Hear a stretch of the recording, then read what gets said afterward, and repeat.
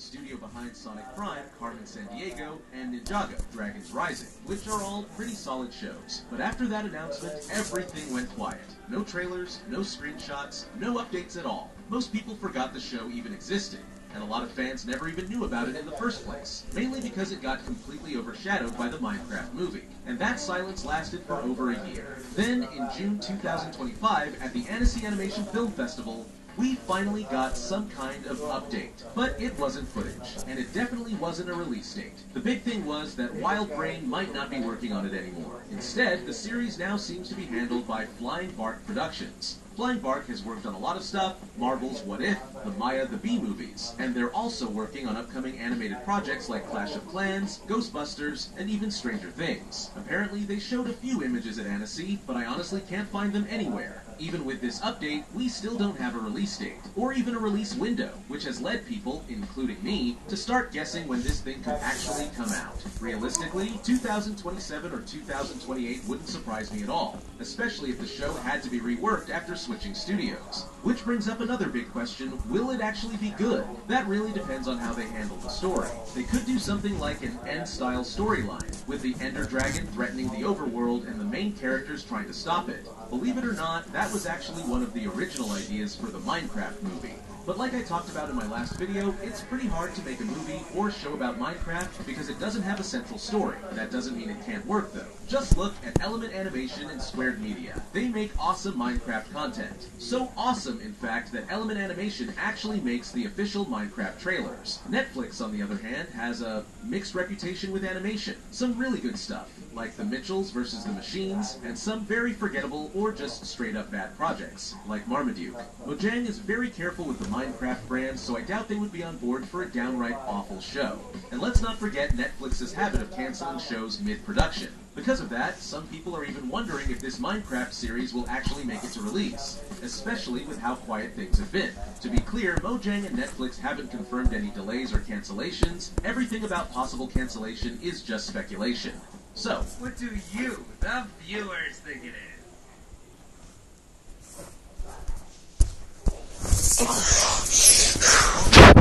My history is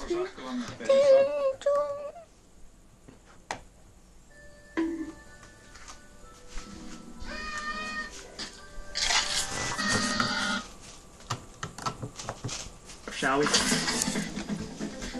The one that started it all, the one that a lot of people might consider the best, but how could that be true when my goat is sitting right here? I'm not going to give you the full history of each movie because we're here for the traps, but this is Kevin McAllister, a 10-year-old boy played by the legend king, best of the worst star, Macaulay Culkin. And the premise is simple.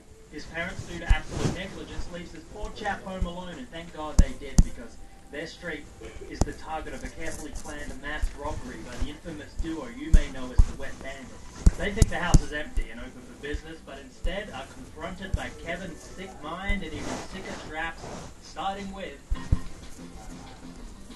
Alright, we're starting with some fantastic mental damage here. While scouting the house for potential activity, the best of the two villains, Marv, decides to try the back door.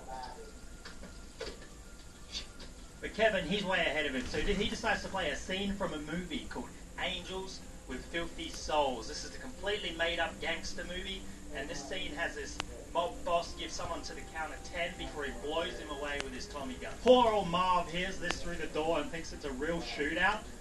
Kevin sells it with like a saucepan full of firecrackers as well. He ends up bolting for his goddamn life. Now, as far as traps go, this isn't the best, but I'm going to give this a B here because it was still funny as hell, and it kind of steps up. We are angry. We are gonna nice and we are gonna nice. We are gonna nice. Oh, we gonna nice. Okay. Oh, what's gonna go nice? Billions of times. Now this isn't a deadly one, but this is a really good one. Having Marv peek his head through the doggy door only to get shot directly in the forehead with a BB gun. Hello. Reminds me of Book Fallout 3, that little kid at the start of the game, and guess what? Bitch, Dad just gave me my own personal protection. This one also features Harry getting shot in the dick. Just pure art by Kevin here. Fun fact, I actually once edited my younger brother's head coming through the doggy door with Kevin pointing the BB gun at him. Just some classic brother bullying right there. 18 and also chances to kill. Very unlikely. Icy stairs. There's quite a few slippery surface traps in the Home Alone series that I'm now realizing after watching them all one after another. But we got to give it to the original. These are the stairs in question here, and this features both bandits, two different sets of stairs. One of them falling up the stairs and one of them falling down the stairs. And while we're here, let's be honest here. Out of the original two films, Marv, he gets it significantly worse than Harry. The staircase definitely could be deadly. We're going to give this one skull on the death rating. And as far as rating goes,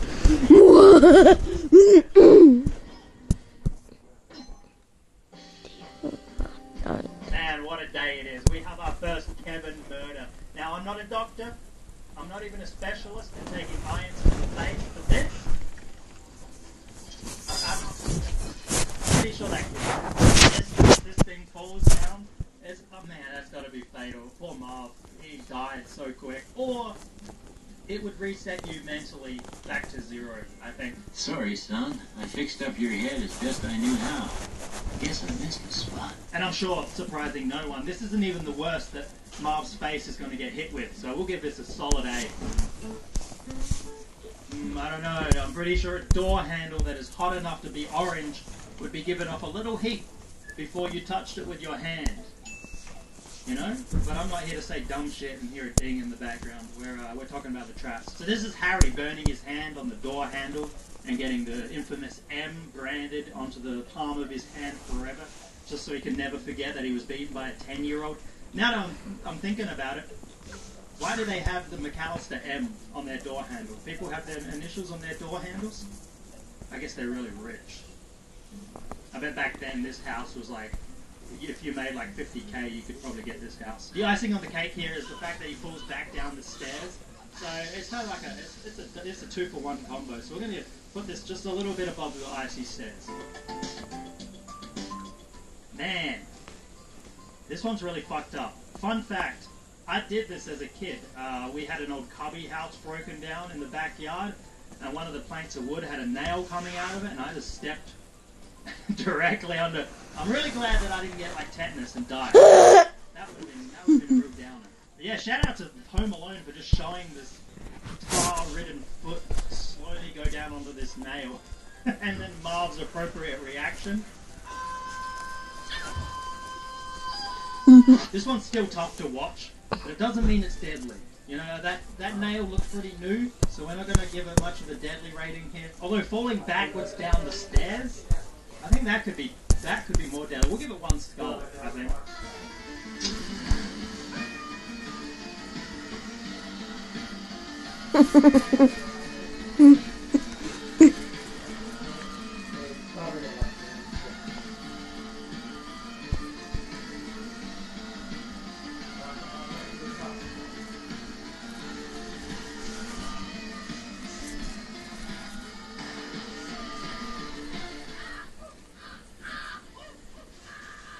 Harry having his head blasted by a blowtorch is really good, but I think the sequel does it better. We'll get to that when we get to it. So it's still really good, still like the original. So we're going to go like a B.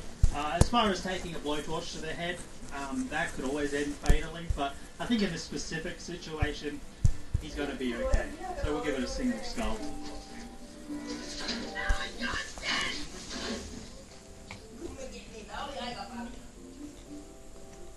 Hey Kevin, what the hell was this? Humiliation ritual? I don't understand. Having a blue covered glad wrap cover you, and then a bunch of feathers get blown into you from a fan, versus having an iron pull a couple of floors onto your face. It really has like the ups and downs of Kevin's maliciousness. This isn't lethal at all, and I don't really, it doesn't even really slow him down. So I gotta give it a D tier. This is not my favorite trap in this movie, that's for sure. Christmas trinkets all. This has got to be like a critical hit on Marv here. His foot still tender from stepping on a nail and then going through the window and stepping on Christmas decorations. Like, damn, Kevin. Harry over there took some feathers to the face. This is another one of those traps that you can feel deep within your soul as it happens. Shout out to Daniel Stern for really selling all the pain and suffering that this man goes through. Just a stellar job. I feel like this man doesn't get enough credit for this role. Just an incredible job. We'll give this one like a C tier. The synchronized Micro Machine Slim. Hey, answer me this. Micro Machine daughter or Hot Wheels son? Why the hell you dressed like a chicken? I don't really know the difference between those two products, so I'm just going to continue living in ignorance. So this series has a lot of just slipping on things, but again, we got to give it to the rich, and we got to give it to how easy this was to recreate for your parents. I gotta wonder, how many Home Alone related injuries do you think we got? Like of kids trying to recreate these traps for their parents? There's got to be a few, right? Like, I know I played Home Alone as a kid, but I played it in like the backyard. I didn't actually set up any traps. But back to the Micro Machines, I guess there's a chance you could slip back and fall on your head and like crack your skull open. There's a slight deadly factor to this, so we'll give it 1 skull on the deadly factor. Deadly rating, death rating. Almost forgot the own name for my rating system. The Paint Can Staircase. This is a classic, man. I think this is one of those ones that gets like a direct sequel, and I think that one is better than this one. But still, this is such a good trap. This is going like high A.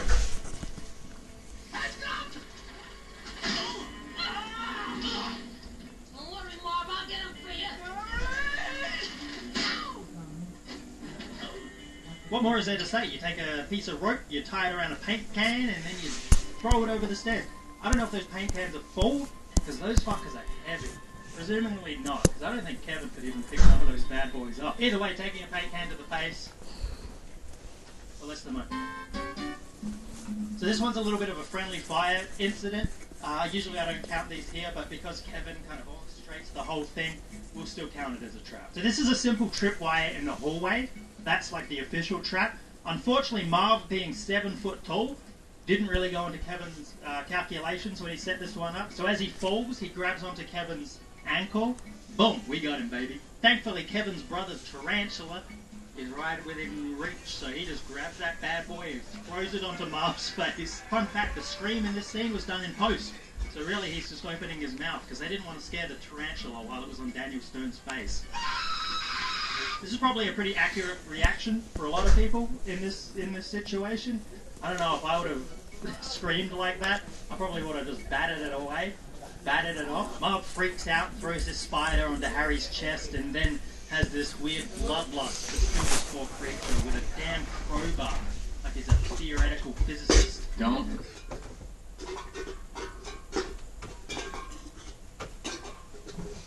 Allora te la carrata, no? No? Uutta viitteoten, uutta viitteoten. Tifu, alphabeti. Ars, the rise of Rose. The rise of Rose.